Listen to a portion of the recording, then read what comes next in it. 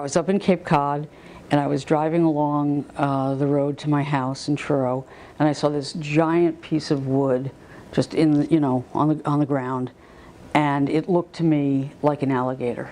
I had started seeing shapes in the woods that looked like things to me, and I would say to somebody else, "Do you see that? Doesn't that look like an alligator?" And they would go, "Doesn't that look like a snake?" or blah blah blah.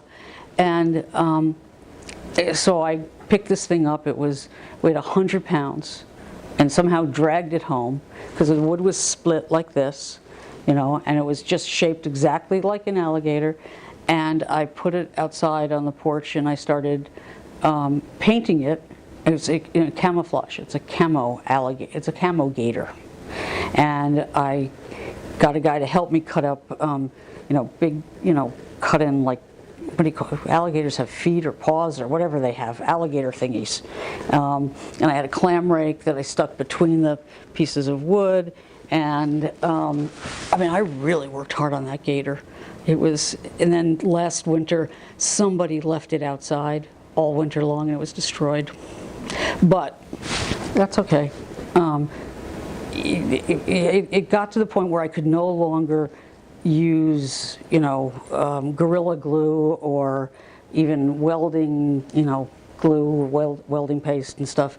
It wasn't strong enough to hold things together. So I started taking welding classes in Washington and up at the Cape, and making absurd creations with it. And it's in many ways it's the exact perfect antidote to writing, because writing is so intangible. It's all just floating around in your head. There's nothing to touch. In the old days when you were typing, you could at least pull a piece of paper out of the computer and throw it, but you can't do that anymore. So it's all decomposed, and to do something that's tactile, and requires your extraordinary amount of attention, was incredibly restful. Because if you're holding something that's got 2,400 degrees coming out of the end of it, you better be paying attention.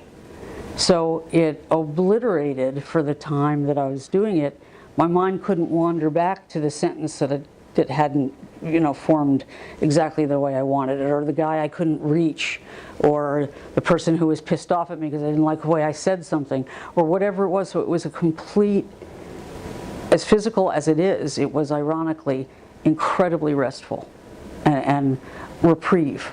And so I fell in love with it.